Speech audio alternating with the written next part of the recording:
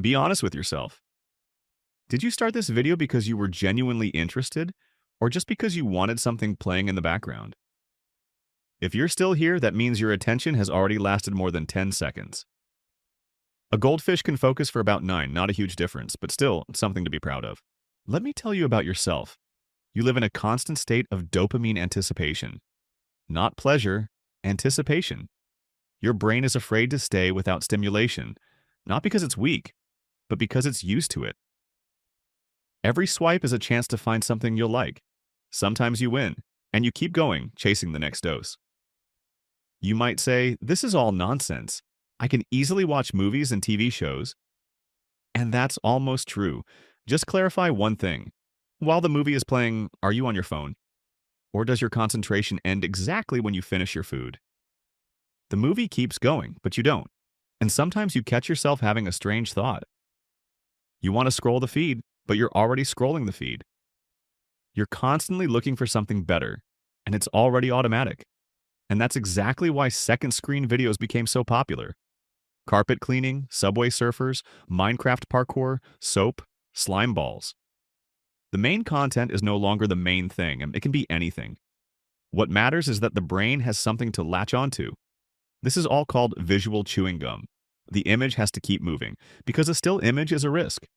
The risk that you'll remember you have a life, you're still hearing, but you're no longer watching. Even now, you might not have noticed that something in me has changed.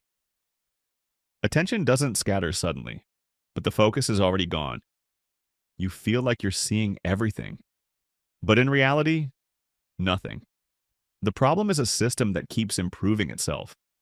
The viewer needs fast stimuli, and the creator provides them. But because of that, the market is flooded with nothing but fast content loaded with triggers. And informative content doesn't really matter anymore. The only thing that matters is that you don't leave. If Subway Surfers is needed in the background, Subway Surfers it is. If Minecraft parkour is needed, then it's Minecraft parkour. And if there's demand, the market will supply it. There are already websites where everything is packaged like a construction kit. You choose a template, insert the text, press a button, and in a couple of minutes you get a voice, subtitles, a background, a format. Before you were held because the creator tried. Now it's enough for you to watch colorful balls happily rolling around. Creators don't think about what's useful for you. They think about what other nonsense they can shove in to keep your attention. And the easier it is to mass-produce videos, the more videos there are around. And the more videos there are, the harder your brain's stimulators have to be cranked up. And now you live in a feed where a normal pace feels slow. You already consume content on 1.5 times speed by default. You don't just need more, you need to consume everything in less time, because your arousal scale has shifted upward. But let me reassure you, your brain is fine. It didn't break. It didn't degrade. It just ended up in a world where there's more information than it can process. TikTok videos stopped being stories. They became a feed.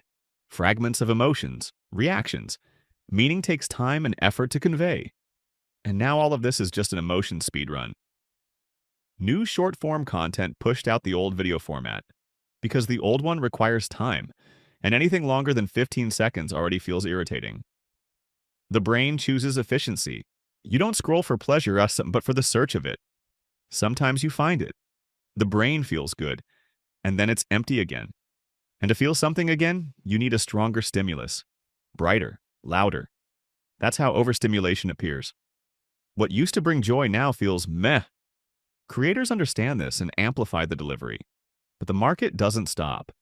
Because when everyone is chasing the viewer's attention, the one who wins is the one who pulls the nervous system harder and more precisely.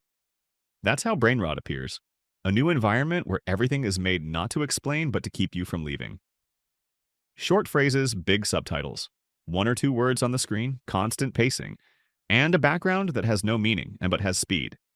This all works because 1. The brain loves movement. It signals something is happening there. 2. The brain loves simple things. Meaning is complex. Movement is simple.